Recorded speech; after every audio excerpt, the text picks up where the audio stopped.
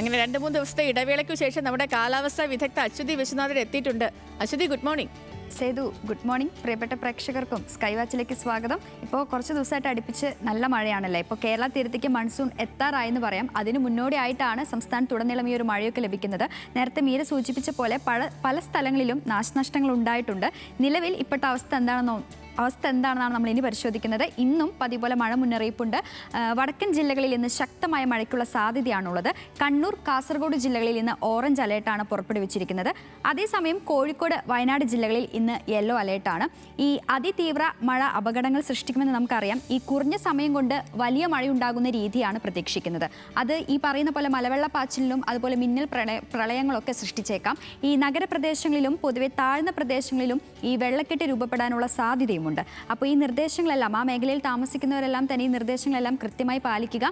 ഞാൻ നേരത്തെ സൂചിപ്പിച്ചു, കാലവർഷത്തിന് മുന്നോടിയായുള്ള ഒരു മഴയാണിതെന്ന്. ഈ അടുത്ത 4 ദിവസത്തിനുള്ളിൽ തെക്ക് പടിഞ്ഞാറൻ കാലാവസ്ഥ തുടങ്ങുകയായി. സാധാരണയേക്കാൾ കൂടുതൽ മഴ ലഭിക്കുമെന്നാണ് കാലാവസ്ഥാ വകുപ്പ് പറയുന്നത്. പ്രതീക്ഷിച്ചതിലും നേരത്തെ കാലവർഷത്തിന് ഇക്കുറി തുടക്കമായിട്ടുണ്ട്. മധ്യകിഴക്കൻ അറബിക്കടലിൽ നാളെയോടെ ന്യൂനമർദ്ദം രൂപപ്പെടും. ഇത് വടക്കൻ കേരളത്തിന് ശക്തമായ മഴയ്ക്കുള്ള കാരണമാകും.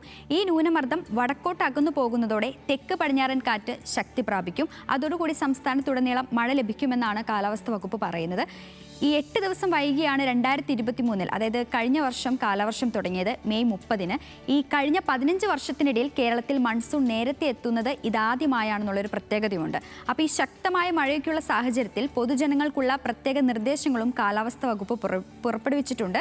ശക്തമായ മഴ ലഭിച്ചുകൊണ്ടിരിക്കുന്ന മലയോര മേഖലയിൽ മണ്ണിടിച്ചിൽ, ഉരുൾപൊട്ടൽ, മലവെള്ളപ്പാച്ചിൽ സാധ്യതയുള്ള പ്രദേശങ്ങളിലുള്ളവർ സുരക്ഷിതമായ സ്ഥലത്തേക്ക് മാറി താമസിക്കേണ്ടതാണ്.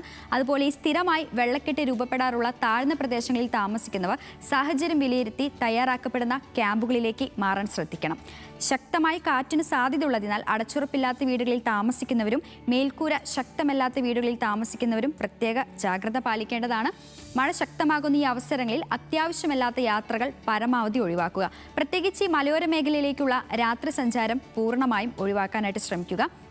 മറ്റൊരു പ്രധാന മുന്നറിയിപ്പ്, ഈ കേരളത്തിലെ എല്ലാ ജില്ലകളിലും 24 മണിക്കൂർ പ്രവർത്തിക്കുന്ന താലൂക്ക് ജില്ലാ കൺട്രോൾ റൂമുകൾ പ്രവർത്തിക്കുന്നുണ്ട്. സഹായങ്ങൾക്കും മറ്റ് ആവശ്യങ്ങൾക്കുമായിട്ട് 1077 1070 എന്നീ ടോൾ ഫ്രീ നമ്പറുകളിൽ ബന്ധപ്പെടാവുന്നതാണ്. ഒന്നും കൂടി പറയുകയാണ്, 1077 1070 എന്നീ ടോൾ ഫ്രീ നമ്പറുകളിലാണ് ബന്ധപ്പെടേണ്ടത്. അതേസമയം മത്സ്യത്തൊഴിലാളികൾക്കുള്ള ജാഗ്രതാ നിർദ്ദേശവും കൂടിയുണ്ട്. കേരള, കർണാടക, ലക്ഷദ്വീപ് തീരങ്ങളിൽ ഇന്ന് മുതൽ 24 വരെ മത്സ്യബന്ധനത്തിന് പോകാൻ പാടില്ലെന്ന് കേന്ദ്ര കാലാവസ്ഥാ വകുപ്പ് മുന്നറിയിപ്പുണ്ട്.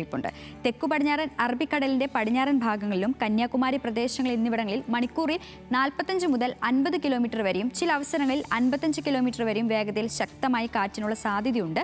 അതുകൊണ്ട് മത്സ്യത്തൊഴിലാളികളും തീരദേശവാസികളും എല്ലാം തന്നെ ജാഗ്രത പാലിക്കുക. അധികൃതരുടെ നിർദ്ദേശങ്ങൾ കൃത്യമായി അനുസരിക്കുക.